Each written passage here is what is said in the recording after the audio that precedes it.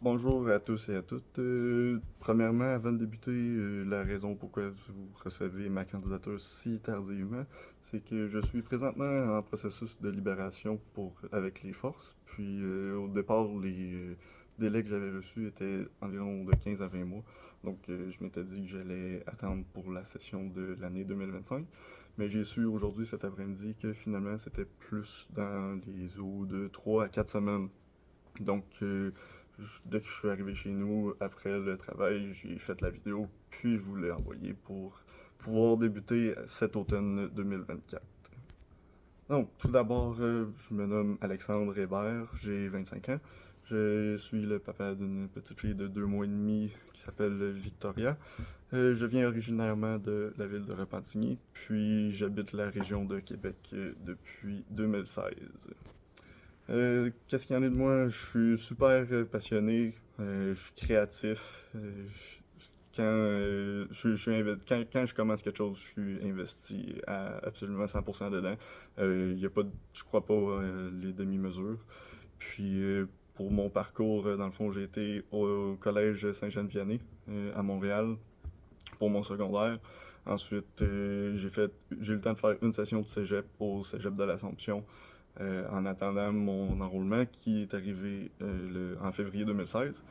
Puis depuis février 2016, je suis donc dans les forces. Je me suis enrôlé au début comme fantassin dans l'infanterie. Puis pendant ces 4 années-là, j'ai été aux inondations à Montréal en 2017. J'ai été aussi dans le nord de Terre-Neuve pour un exercice en Arctique. Puis depuis 2020, j'ai changé comme technicien médical, ce qui en fait regroupe infirmiers puis paramédics au niveau des forces armées. Donc j'ai fait le cours, c'est un cours de 1 an qui se passe en partie à Borden en Ontario, où on apprend tout le volet clinique. Puis on fait le cours de paramédic ensuite au Nouveau-Brunswick à Moncton. C'est un cours condensé d'une durée de 6 mois. Puis on finit ça à Borden, on retourne à Borden en Ontario. Depuis que je suis médic, j'ai participé au feu de forêt l'été passé. Je suis allé à Chibougamau. J'ai été 2 mois en Alberta juste avant pour un exercice multinational qui se déroule à chaque année. Puis à la fin de l'été passé, je suis allé dans les territoires du Nord-Ouest sur Opération Nanook, qui est une opération d'observation de l'océan Arctique. Puis c'est pour faire de la présence sur la côte, sur le nord du pays. Qu'est-ce que les jeux représentent pour moi? Ben ça représente énormément de choses. J'ai tellement le nombre d'amitiés, de souvenirs, puis de temps passé, c'est, c'est, c'est incalculable. Je pourrais pas commencer à vous raconter tout ça parce que ça serait trop long, puis c'est pas ça mon but. Mais le premier jeu que j'ai eu, c'était Pokémon Ruby sur ma Game Boy Advance. Puis à partir de là, ça a juste continué, puis j'ai plus jamais arrêté.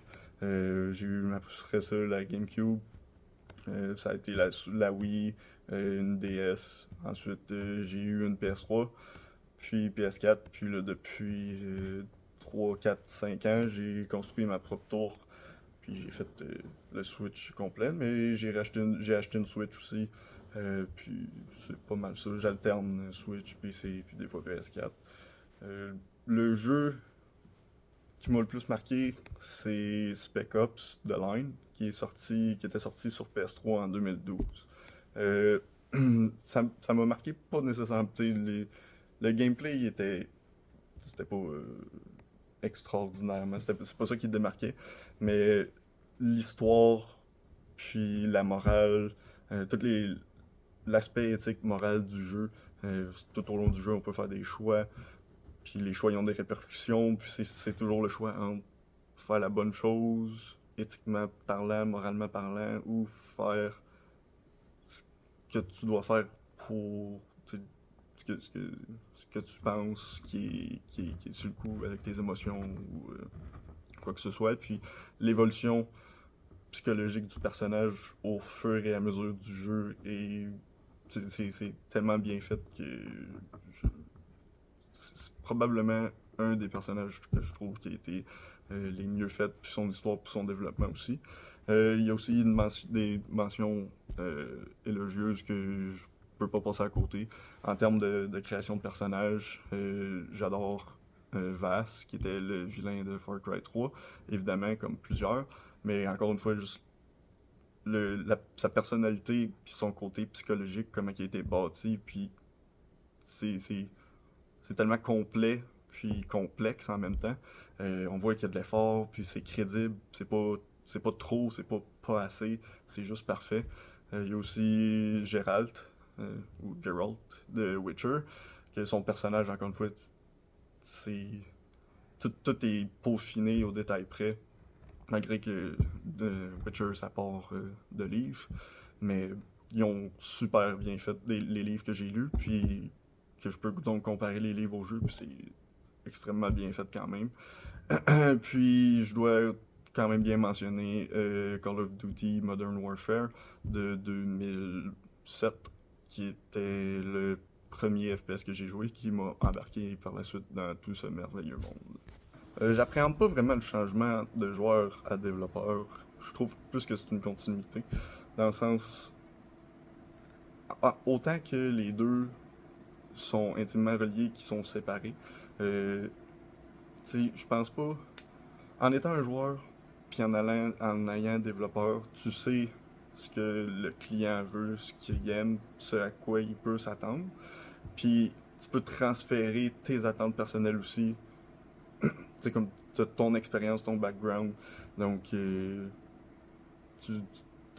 as les deux côtés de la médaille que tu peux travailler avec. Fait que je vois pas ça comme un changement drastique, c'est plus un ajout, un cheminement parallèle, mais relié en même temps.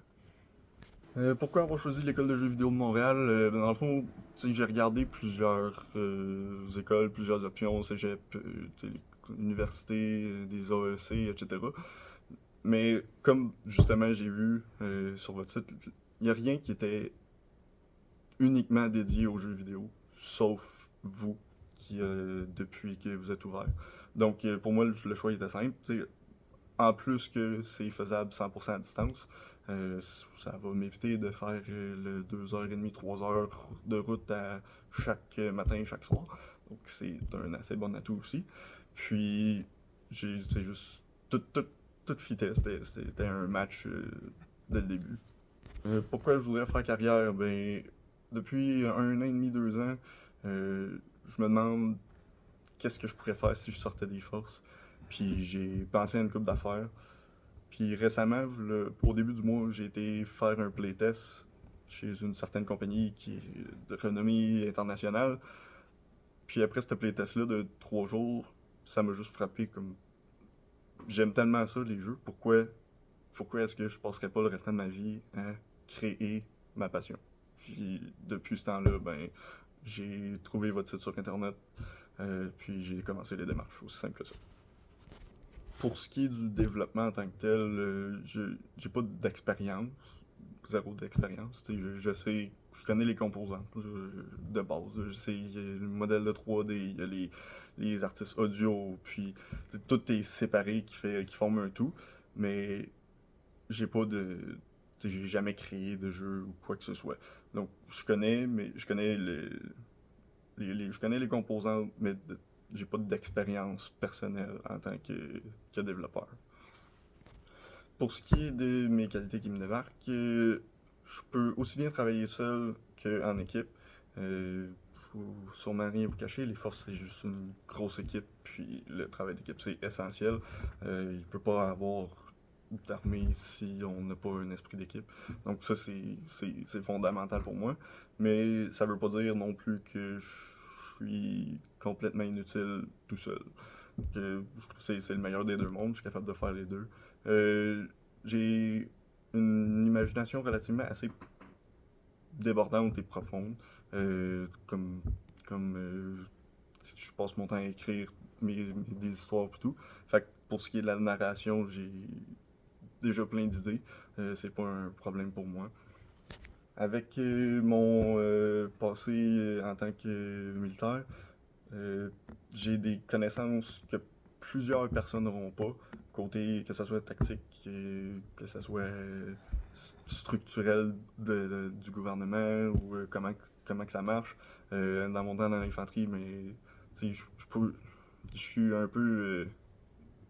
J'ai un peu une malédiction depuis que j'ai fait ça parce que c'est difficile de regarder des films, des émissions, étant donné que je vois tous les petits détails qui sont pas faits corrects.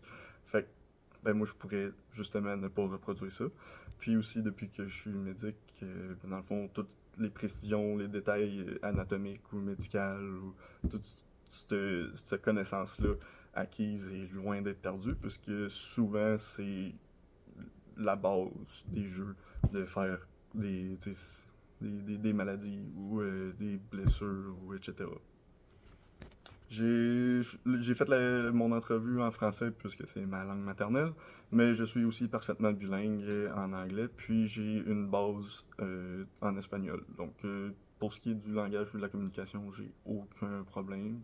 Puis, sinon, j'ai de l'expérience avec du Word, Excel, PowerPoint, quel programme de base. Donc, c'est tout pour moi. Merci beaucoup et on se voit cet automne.